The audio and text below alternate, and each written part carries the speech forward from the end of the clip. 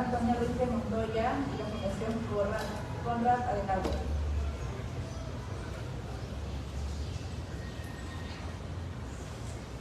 Muchas gracias.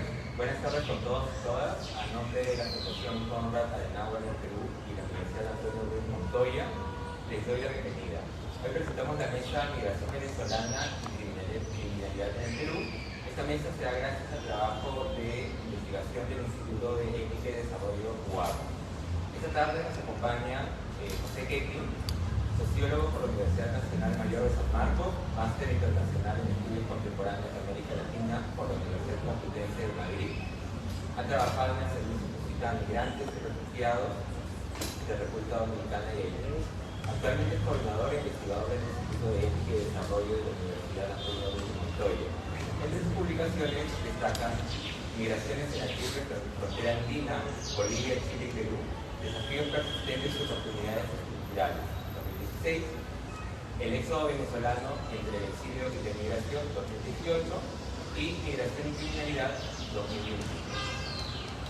Esta mesa será moderada también por el doctor Andrés Hildebrand, bachiller y licenciado en Filosofía por la Pontificia Universidad Católica del Perú, Master of Art y doctor en Filosofía por la Universidad Albert Ludwig de Alemania, con una beca del Servicio Alemán de Intercambio y Conectividad. Ha trabajado como gerente de proyectos en el Programa de las Naciones Unidas para el Desarrollo, el Ministerio de Transportes y Comunicaciones y desde el 2018 en la Oficina Perú de la Fundación Konrad Adenauer. Adelante, por favor.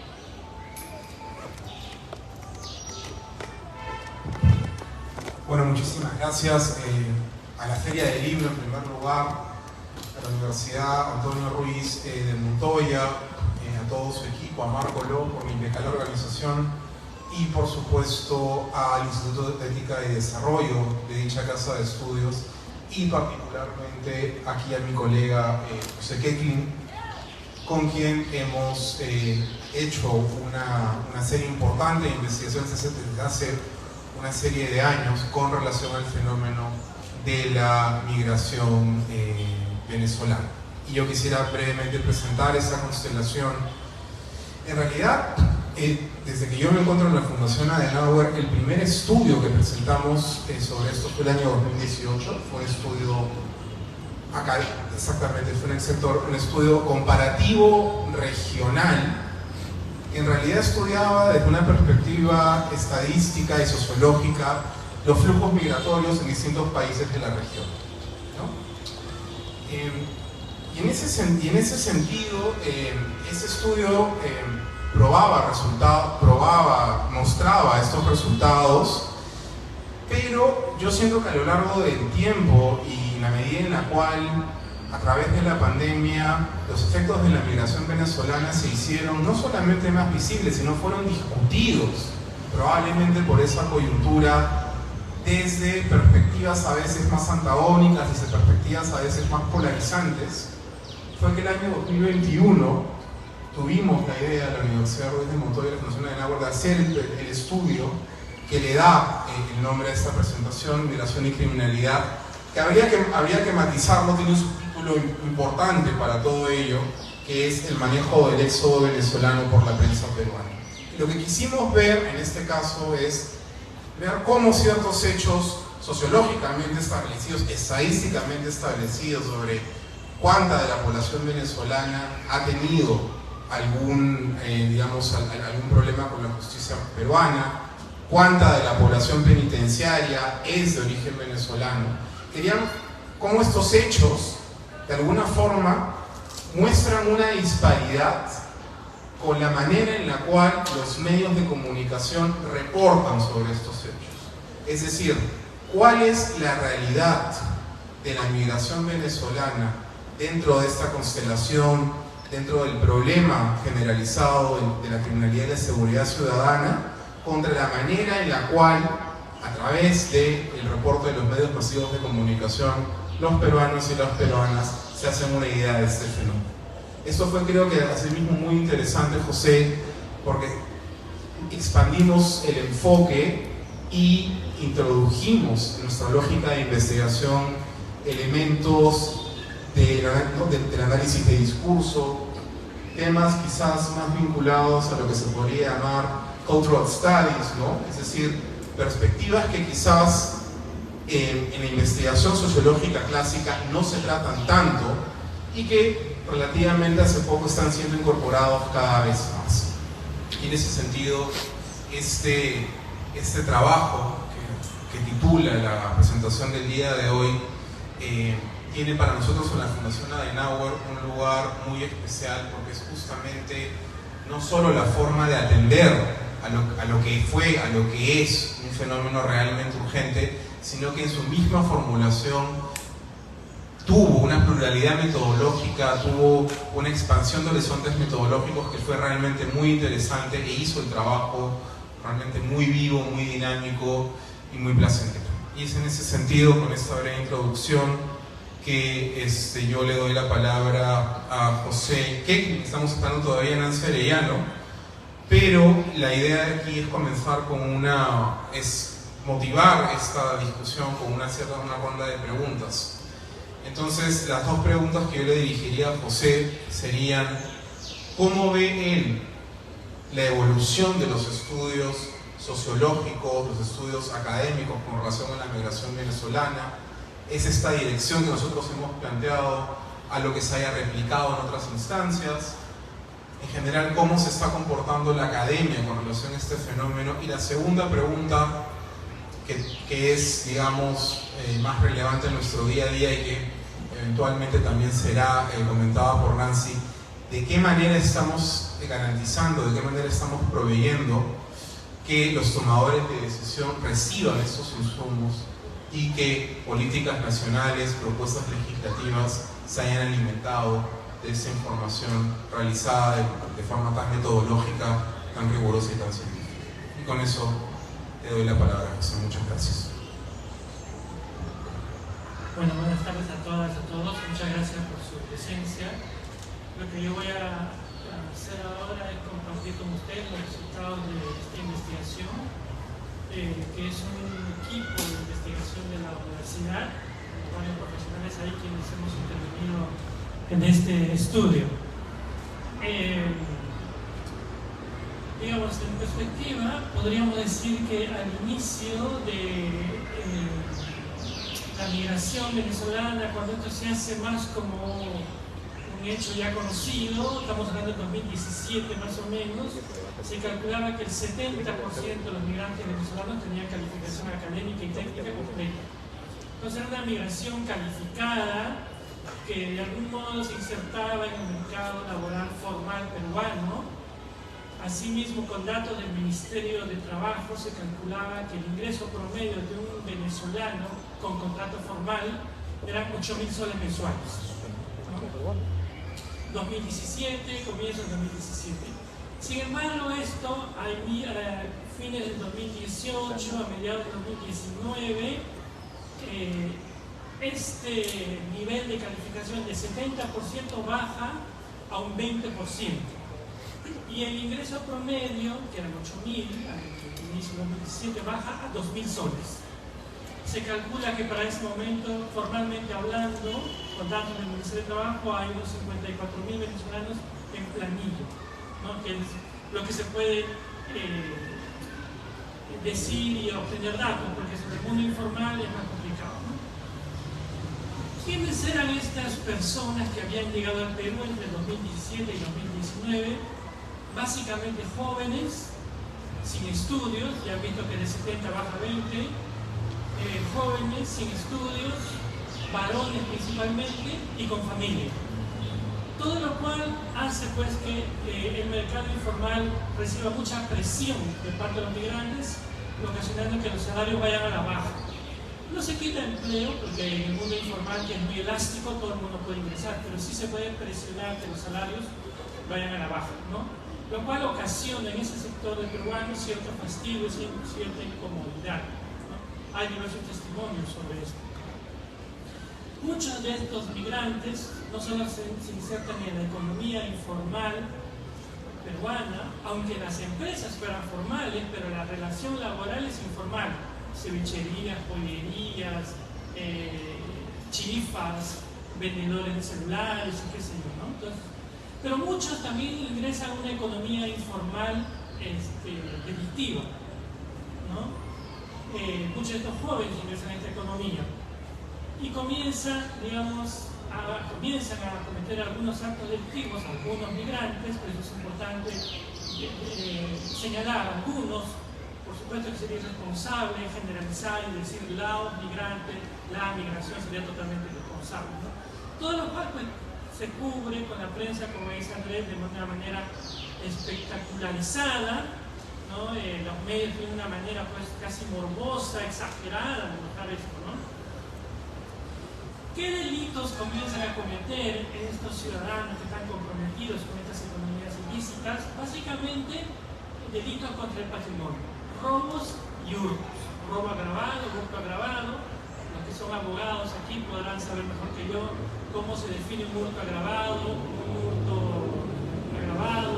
el grado de tentativa y todas estas cuestiones. Lo cierto es que principalmente cometen delitos vinculados a patrimonio, robos y hurtos en la calle, de modo que esto pueda ser filmado por las cámaras de serenazgo, ¿no? La propia policía, la propia víctima, cualquier vecino o persona en la calle puede filmar y efectivamente encuentra que muchos de estos actos son cometidos por ciudadanos venezolanos, ¿no? Y esta es la segunda parte de la investigación, cómo ha abordado la prensa esos actos delictivos, esos robos contra el patrimonio, cuando han sido cometidos por ciudadanos venezolanos, ¿no? Como decía, no tenemos aquí una presentación, pero ustedes pueden descargar el libro de la página web de la Fundación Konrad Adenauer o de la Universidad Católica de Montoya, porque van a ver ahí imágenes de cómo la prensa escrita y la televisiva ha mostrado titulares e imágenes, ¿no? Venecos, lárguense, fueron banda venezolana con experiencia en robo, llaneros, delincuentes, extranjeros, todo lo de llanero, extranjero, venecos son eufemismos para no decir venezolano, ¿no? Es una manera súper rara. Pero la prensa ha ido cubriendo esto de manera pues irresponsable, por decirlo menos. En el estudio analizamos 10 casos. Uno de los casos más famosos fue el caso 10, como digo yo ahí, que cubre un asesinato, un descuartizamiento que hubo en un hotel en San Martín de Porres, ¿no? Y la prensa escrita, por ejemplo, La República, El Comercio, El Trome, cubrieron este evento durante 18 días seguidos, ¿no? Sin aportar nada nuevo al caso. Entonces era una repetición exagerada durante el tiempo. Y además sabemos que, por ejemplo, El Trome, sabemos a qué público llega, ¿no? Es un público que consume espectáculos y deporte, pero al poner durante 18 días en un periódico de esta naturaleza, sabemos lo que pretenden, ¿no? Y luego periódicos como El Comercio, La República, que hipotéticamente son serios, tienen también, pues, si sabemos a quiénes se dirige, etc., ¿no? Entonces, ahí durante 18 días hay 10 casos analizados, Se llama sádicos, malditos, desgraciados, insanos, una serie de adjetivos que esto es consumido por un tipo de personas, lo cual va alimentando pues una sensación de hastío, de rechazo, de estigma, no a los que han cometido el delito, ¿no? Sino a toda una comunidad. Dicho sea de paso, en casi todas las noticias siempre se señalaba la nacionalidad y cuando no se usaba eufemismos, ¿no?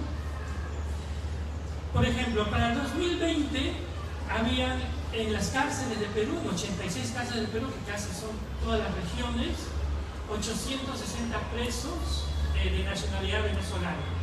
Me parece que el 90 y pico % son varones, las cifras están aquí. A junio del 2022, o sea, hace poquitos meses, habían 1.987 presos, ¿no? En las cárceles de Perú. En la cárcel de Perú tenemos 95.000 presos peruanos. Y en la cárcel de Perú tenemos 1.987 presos venezolanos. Entonces, ¿cómo es posible? Y tenemos 1,5 millones de migrantes. Entonces, ¿cómo es posible que se pueda pensar que a partir de 1.987 casos esto pueda extrapolarse a toda una comunidad de 1,5 millones? Entonces consideramos que efectivamente hay una relación espuria, falsa, equivocada entre migración y crecimiento de la delincuencia. Habría que decir algo. No hay que ser ingenuo, no podemos desconocer que efectivamente hay ciudadanos venezolanos comprometidos en actos delictivos. Eso sería una ingenuidad desconocerlo. Pero también sería ingenuo decir que a partir de esos casos esto pueda generalizarse, estigmatizar a una comunidad de 1,5 millones. Ni una exageración ni la otra. Y estos son datos del INPE, y están colgados en la página web del INPE y del Ministerio de Justicia. Cuando esta sensación, estos datos y esta espectacularidad va llegando a la opinión pública, se genera pues una corriente y esto llega a los políticos, ¿no? Los políticos van generando una opinión sobre esto y tengo la impresión que los políticos reaccionan mal e irresponsablemente. Por ejemplo, ¿cómo es posible que un 28 de julio un político que va a subir de un cargo tan grande en el país diga que los delincuentes extranjeros tengan 48 horas para salir del país? ¿No? Todos sabemos que extranjero es un eufemismo para no decir venezolano. Entonces, a los ojos de millones de peruanos y a los ojos de la comunidad internacional, un 28 de julio, en un mensaje, un político diga los delincuentes extranjeros tienen 48 horas para salir del país. Entonces, estigmatiza a una población, una comunidad, y da la sensación de efectividad. Tienen 48 horas para salir del país. Ni lo uno, ni lo otro, porque ya han pasado más de 48 horas y todavía no muchos se han ido. 2. Hace poco los políticos en el Congreso decidieron que cada vez que un venezolano arriende un cuarto, una habitación, el propietario tenía que llamar a migraciones y decir: tal persona ha venido a mi casa, ha alquilado un cuarto, se llama Sutanito, su número de cédula, etcétera, etcétera. Entonces traslada el control de las autoridades a un pobre vecino que arrienda pues su azotea, un cuarto mal habido por ahí. Entonces hace que la gente sea una especie de policía, todo lo cual trae perjuicios también, ¿no? Porque sube el alquiler, porque si alguien quiere alquiler y no tiene documentos, seguramente le van a subir el precio, ¿no? Entonces, cuando esta opinión pública pasa a los políticos, tengo la impresión que los políticos han reaccionado mal e irresponsablemente, ¿no? ¿Qué puede pasar cuando la prensa, la opinión pública y la opinión de los políticos reaccionan como lo hemos visto? Primero llamándolos de la manera como lo he mencionado aquí, y luego los políticos dando estas leyes, ¿no? Mucho dolor, ¿no? Si uno conversa con los migrantes de bien, decentes, dignos, que han venido a trabajar en este país, uno conversa con ellos, sienten pues, que hay un maltrato, un estigma, a todos se meten en el mismo saco, pierden oportunidades de empleos, que pagan mucho menos, pierden la posibilidad de quitar una vivienda dignamente. Entonces ellos señalan que el peruano ha reaccionado mal, considerando a todos ladrones, ¿no? O a todas las mujeres trabajadoras sexuales, corruptas, moralmente corruptas, ¿no? Mujeres fáciles de la calle, etc. Entonces hay un dolor, un estigma y una sensación que se produce en el migrante, que seguramente cualquiera de nosotros que ha migrado o puede migrar podríamos sentir lo mismo, ¿no? Con esto termino.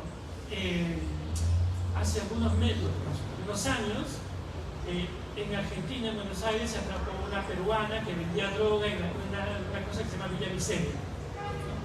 Bueno, llegó, la justicia hizo su trabajo y el juez le puso la máxima condena, ¿no? Y el argumento del juez para ponerle la máxima condena a esta peruana que vendía drogas en Buenos Aires fue: primero, porque vendía droga, y 2, por ser peruano.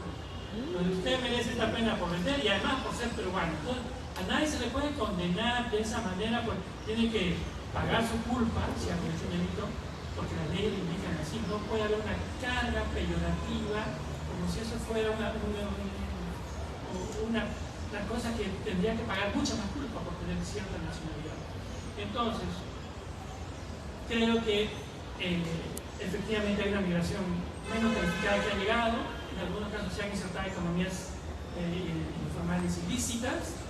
La prensa ha cubierto de esta manera espectacular, los políticos han funcionado de manera irresponsable, la gente ha consumido este mensaje y ha estigmatizado, y esto produce pues un gran problema y un gran rechazo muchas veces a la migración, ¿no? A los migrantes en particular. Gracias. Muchas gracias, José, y ahora le doy la bienvenida a Nancy Arellano. Nancy Arellano es fundadora y presidenta de Beneactiva, directora de proyectos de migración de Cedro y del programa Chance para Sumar de Cedro y USAID, y coordinadora pro tempore de la Mesa de Movilidad de la Coordinadora Nacional de Derechos Humanos en el Perú. Es licenciada en Estudios Liberales, diplomado en Política Internacional y especialista en Finanzas Internacionales por la Universidad Metropolitana de Venezuela, máster en Gestión y Gobierno para América Latina por la Universidad Pompeu Fabra de Barcelona y máster profesional en proyectos con enfoque de resultados por el Banco Interamericano de Desarrollo. Es también docente e investigadora en gestión pública en Perú en las universidades de San Martín y ESAM, así como en el Centro Peruano de Estudios Gubernamentales.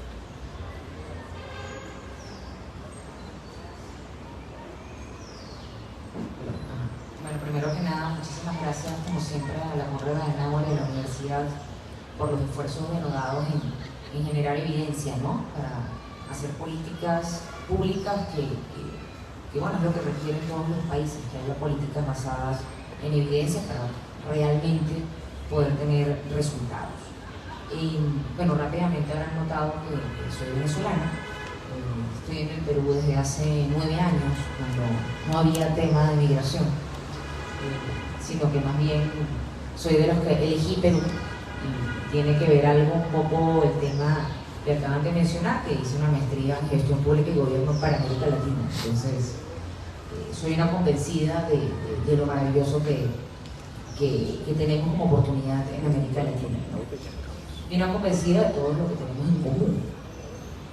Y creo que allí hay instituciones, sin ir muy lejos, como la Comunidad Andina de Naciones, la CAN, que dan fe de la búsqueda de espacios de encuentro entre todas las personas que compartimos, ¿no? este lado del hemisferio. Y por supuesto que con todo el tema de migración, debo señalar que además soy hija de migrante. Mi mamá es migrante española, vida de Venezuela, mi papá migrante interno porque es andino, y yo migré, entonces soy migrante de segunda generación. Entonces el tema me toca en varios aspectos, ¿no? Siempre digo que es mi vocación, mi profesión y mi pasión. Y este tema es un tema, el tema de migración y criminalidad, que hemos venido abordando desde el año 2019, porque empezó un poco esta campaña que venimos conversando, que bien señalaba el doctor Keklin, en los medios de comunicación. Y lo más gracioso es que, claro, en la búsqueda de por qué ocurren estos fenómenos, empezamos a revisar otros fenómenos migratorios, ¿no? Y a ver cómo eran en otros países, y la verdad no me refiero a la migración venezolana, sino todos los movimientos migratorios en su momento, empezando por, revisamos el siglo XX, revisamos el caso de migrantes hacia Venezuela, revisamos el caso de migrantes europeos de Estados Unidos y las diferentes comunidades.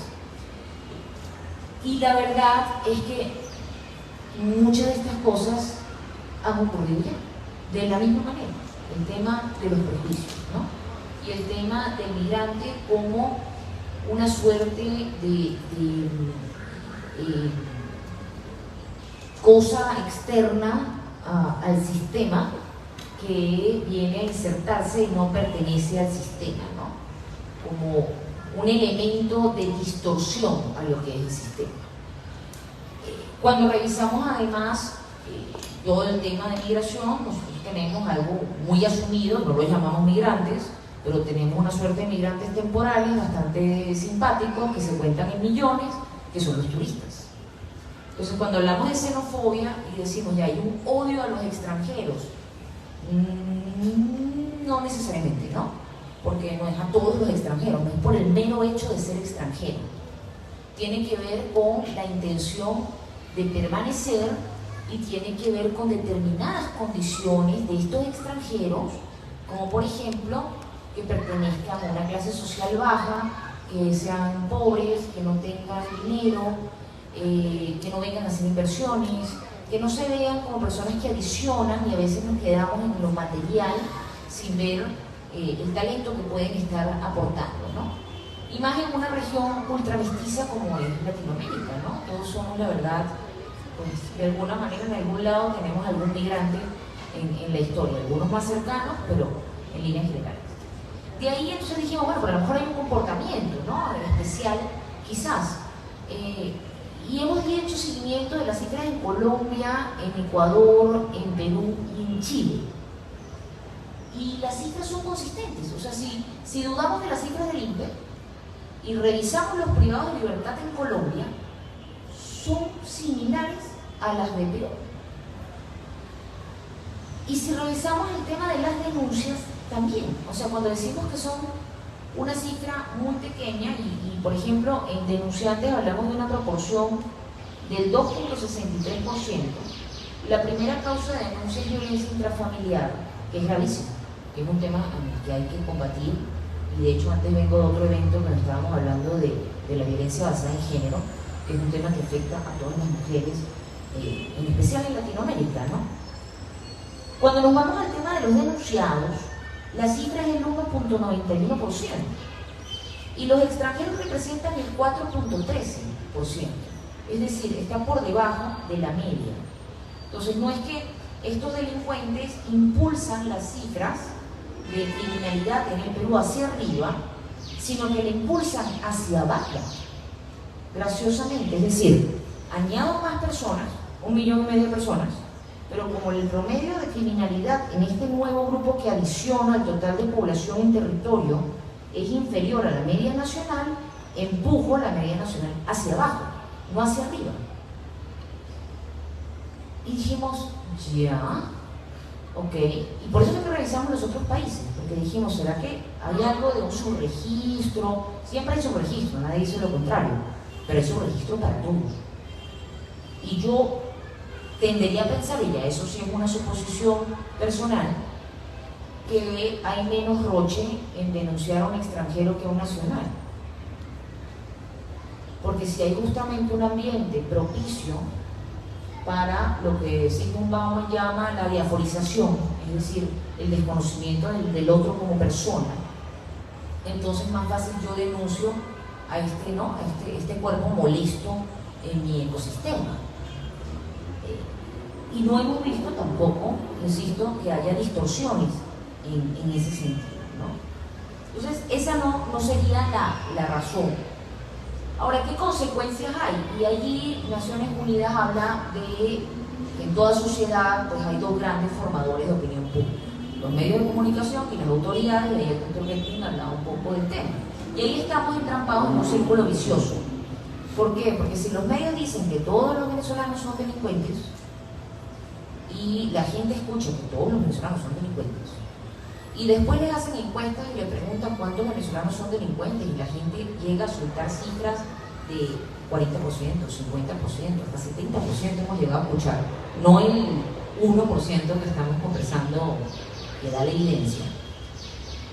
Entonces el político tiende a tener su inclinación encuestocrática, como decimos en la oficina, ve las encuestas, ve que la población piensa de esta manera y dice, ya, pues a mi grupo de electores yo tengo que darle la información que parece coherente con la demanda popular. Y entonces el hacedor de políticas públicas, lejos de irse de la evidencia, se basa en la encuesta se basa en la injerencia de los medios y tenemos un círculo eternamente vicioso, donde entonces se toman las decisiones y los dos formadores de opinión pública se retroalimentan en la distorsión de la información. Y entonces también hicimos el ejercicio de decir, ¿y qué pasa con la comunidad de acogida, no? O sea, ¿qué pasa con el peruano de a pie que escucha esta información todo el tiempo? Yo estaría angustiada. O sea, si yo no supiera la cifra real y escucho a un venezolano, agarraría la cartera y me cambiaría de acera. Y esto está teniendo una consecuencia incluso en la salud mental de los peruanos. Más allá del tema de los migrantes, que por supuesto que es una revictimización de un movimiento migratorio que además ha ocurrido por una crisis humanitaria compleja, pero además tampoco es saludable para las comunidades de acogida porque las somete a una angustia innecesaria, inmerecida, no basada y generando además procesos de desconfianza hacia el otro. más la proliferación de un mercado negro, tanto en lo laboral, como hablábamos, y ahora este tema de la ley que se mencionaba, me queda un minuto, que es un dictamen que ha sido aprobado por insistencia, donde se pretende criminalizar a la migración en situación irregular, generar un deber de notificación, de solicitud de la regularidad migratoria para poder alquilar, tema que es inconstitucional.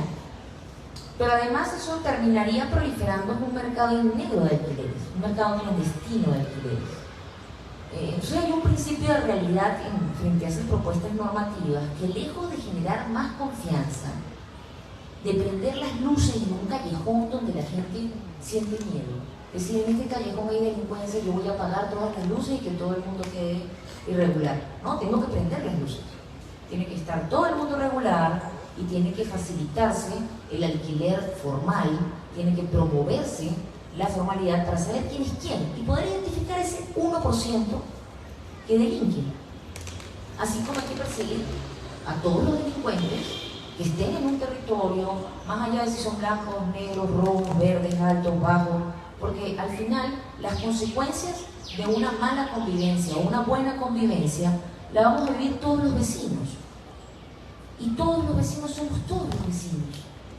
Y en este momento, yo tengo ya 9 años siendo vecina en la ciudad de Lima y el 99,9% de mi tiempo como persona, no profesionalmente, porque obviamente me dedico a estos temas, mi nacionalidad no tiene nada que ver.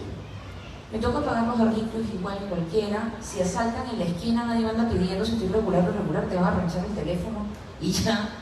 Y quiero tanto un espacio seguro como todas las personas que queremos un mejor futuro. Nadie se va de su país de origen salvo que piense que hay algo mejor, salvo que piense que hay una mejor oportunidad para crecer, para su familia, para sus hijos. 50% de la migración somos mujeres. Y allí la cifra todavía de delincuencia termina en que hay 70 mujeres nada más privadas de libertad. 70. De medio millón, poco más de medio millón de extranjeros en territorio. Solo 70 mujeres. Entonces, cualquier criminalización o estigma hacia la comunidad venezolana termina estigmatizando a más de 500.000 personas directamente y merecidamente por lo que han hecho 70 o por lo que hacen 2000, que sigue siendo una característica que no define una nacionalidad, que no define un individuo. Yo no puedo pedir disculpas por lo que hagan las mujeres del mundo, ni las personas con cabello corto del mundo, ni las personas que tengan mi nacionalidad, porque cada quien es responsable de sus actos y todos somos responsables de generar una mejor comunidad, justamente construyendo soluciones basadas en evidencia y haciendo respetar las normas. Y en ningún momento se ha pedido que haya una vulneración de las normas. La ley de migración establece claramente la revisión de antecedentes. Cada persona que ustedes encuentren con un CPP, con un carnet de extranjería, etc., se la ha revisado. Interpol, antecedentes en Venezuela, en los últimos países donde hayan vivido los últimos 5 años, más antecedentes penales, policiales, judiciales y policiales en el Perú.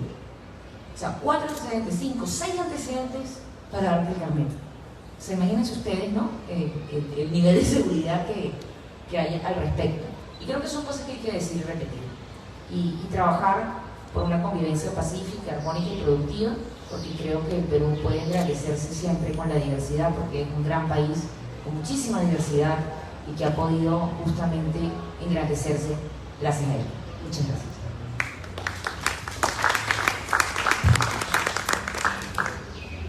Nancy, muchísimas gracias por tu intervención. Tengo apenas unos minutos para una pregunta muy breve que te quiero dirigir a ti. Has mencionado ese ejemplo muy interesante de esta obligación legal de reportar a una persona, ¿no? a un arrendador de nacionalidad extranjera con la superintendencia. Pero eso es paradójico en un país en el cual hasta hace algunos años era extremadamente difícil romper un contrato de alquiler. Una persona alquilando un inmueble nacional podría estar años en un proceso de litigio para que una persona que no cumplía con sus obligaciones se vaya de dicho inmueble, ¿no? Y va un poco mi pregunta, ¿cómo distinguimos, digamos, o cómo distingues tú si estas medidas que tienen, vamos a llamarlo así, nombre propio hacia un grupo, con en general la manera que tenemos de hacer política en el Perú, que no es una manera que tampoco beneficia a los peruanos. Doy un ejemplo, en el mercado laboral. O sea, la inflexibilidad que tenemos en el mercado laboral, que produce una informalidad altísima, como ya sabemos, pre-migración venezolana, también, digamos, nos ha tocado a ustedes, ¿no? Entonces, ¿cómo en el espíritu, digamos, de justamente distinguir, ¿no?, qué es realmente una acción con nombre propio y qué es sencillamente una forma excesivamente formalista, excesivamente reguladora de un Estado? ¿Cómo hacen ustedes para distinguir esas cosas? Y, digamos, los que sientes tú que son problemas que sufrimos comúnmente venezolanos y peruanos, y sí acciones muy concretas y específicas que tú puedes decir, no, esto tiene un componente muy particular hacia un grupo muy específico. Bueno, yo creo que ahí hay un tema de que se ha desarrollado una serie de políticas desarticuladas para responder a, ¿no? O sea, no había el diseño de un plan nacional de acción en materia de migración que realmente tenga claro cuáles son los fines, ¿no? O sea, si se va a hablar del tema del aprovechamiento de lo que proponía el Banco Mundial, ¿no?, cuando hablaba de una oportunidad para todos y hablaba sobre cómo amplificar la base tributaria, por ejemplo, cómo aprovechar el talento para cobertura de brechas, para satisfacción de necesidades básicas, como pasó en la pandemia, ¿no? En la pandemia admitieron por urgencia a los médicos, enfermeros venezolanos, que claro, 5.000, 4.700 algo creo que fueron al final, que entraron en la primera línea de respuesta contra el COVID, ¿no? Y eso se hizo en ese momento por la emergencia. ¿Y a quiénes atendían? Bueno, 3% son extranjeros en el territorio por ese momento, 97% son peruanas y peruanos, o sea, mayoritariamente se beneficia en la población de acogida de esa respuesta en materia de salud. Hay sectores muy específicos que el Plan Nacional de Competitividad señala, por ejemplo, que es necesario en el Perú. Hay un número de migrantes temporales que vienen al Perú, y eso ha traído todo este tema de la lógica del decreto legislativo 786 en materia laboral, que tiene las cuotas, y esa serie de barreras que no terminan como de evaluarse y decir, bueno, ya, pero estamos en 2022, nos planteamos estas metas de crecimiento en materia de seguridad ciudadana, ya, ¿cómo hacemos que este grupo, que estas personas entren dentro de esta ruta para asegurar este outcome, ¿no?, este resultado? Porque ¿cuál puede ser el resultado de generar esta política? Insisto, hasta el momento, ¿qué puede ser? Disuadir a la gente de no alquilarle a extranjeros en situación irregular. ¿Y qué va a pasar con ese extranjero? Va a estar de indigente en la calle. Ya, ¿nos conviene que haya indigentes en la calle? ¿Eso es beneficioso para el país? No, ya, bueno, los vamos a sacar. ¿A dónde lo vas a sacar? Lo vas a sacar a Ecuador. Bueno, Ecuador, una visa para Ecuador cuesta $450. $50 la solicitud del consulado, 400 si es aprobado. ¿Quién va a hacer ese trámite para la expulsión? ¿Quién se lo va a llevar? O sea, entonces, son políticas que no son hechas pensando en todo el ciclo y la consecuencia, sino que lamentablemente han respondido a un quehacer del legislativo que pareciera que responde a medidas de algunos asesores que probablemente se basan más en las encuestas que en la revisión de toda la política pública y sus consecuencias. Y entonces a alguien se le ocurrió la maravillosa idea de que frenemos, ¿no?, el alquiler, cuando además los primeros beneficiarios de los alquileres han sido las peruanas y peruanos en los bonos, ha crecido la construcción en los bonos justamente, y eso ha sido representado ingresos para los sectores populares del país. Y por otro lado, también es cierto, se ha legislado cosas como la ley de amnistía, que tiene otra visión, que está con el apoyo técnico de la Superintendencia Nacional de Migraciones, y que está buscando es enfrentar el tema de las multas, decir, vamos a prender las luces en el callejón, vamos a regularizar a todos para ver quién es quién, revisar los 5 antecedentes, y entonces sí continuar con los procesos administrativos de la expulsión que corresponda, y tocar allí las medidas correspondientes con los consulados, con el consulado venezolano, que tendría que responsabilizarse del destino de esas órdenes de expulsión. Y nosotros ahí estamos apoyando en que esa norma debería avanzar, porque nosotros también queremos vivir en un país seguro, nosotros queremos estar regulares, nosotros queremos estar formales y contribuir al crecimiento, insisto, de este gran país. Tenías un comentario esto. Sí, Vamos cerrando. sí, sobre eso. También habría que decir que en cuanto a la vivienda del migrante, el migrante migra también urbanamente hablando. Es decir, si uno hace una cartografía de la migración del migrante, cambia de empleo como cambia de vivienda. Porque ahí donde está el empleo, está la vivienda, porque en esta ciudad que cuesta tantísimo desplazarse, el costo del pasaje, entonces con casi poco se cambia de empleo, se cambia de vivienda. Y si a cada paso de vivienda vamos a exigir un contrato, un control, un informe, se hace pesado efectivamente para el migrante, para el propio arrendador. Y en este país no hay políticas de vivienda ni para el peruano, no hay políticas de vivienda para nadie, y la gente termina alquilando. Hay testimonios donde la gente habilita un cuarto de mala manera y hay familias enteras que entran ahí, pero luego el propietario, cuando vive dentro de la habitación de la casa, se permiten ciertas licencias para entrar a la casa del migrante, ¿no? Y a veces hay menores de edad, hay mujeres solas, la mujer tiene que salir a trabajar, deja a las niñas ahí, pero el propietario se permite licencias para entrar ahí porque es el dueño de la casa, ¿no? Para entrar a sacar un poco de herramientas, para hacer una conexión de luz, para arreglar el agua, porque es la manguera del gas. Siempre hay un truco para entrar y violar esa vivienda. Entonces, el mercado de la vivienda es terrible en el país. Y el migrante cambia hasta 7 meses de vivienda en un año. Y no puede estar pues, perseguido por el arrendador para tu carnet, tu cédula, cuando entraste, etc.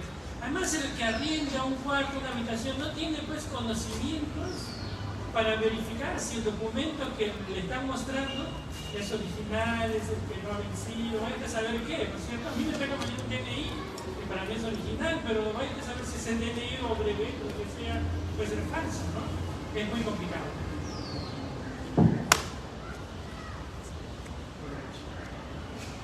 Muchísimas gracias. Me quedaría mucho más tiempo conversando con José, Ignacio y con todos ustedes, pero Marco, creo que ya estamos realmente en el límite y esto me obliga a cerrar en nombre de la Fundación Adenauer. ¿Se acabó el tiempo? Sí, y por supuesto este estudio lo pueden bajar de la web de la Fundación Adenauer, de la Ruiz de Montoya, y lo estamos reimprimiendo hace poco, realmente se nos ha agotado. Y quiero agradecer a mi colega José Kekni de la universidad, a Marco López, que ha organizado esto impecablemente. Gracias, Marco. Y por supuesto a mi querida colega Nancy Arellano. Muchas gracias a todos ustedes también por participar.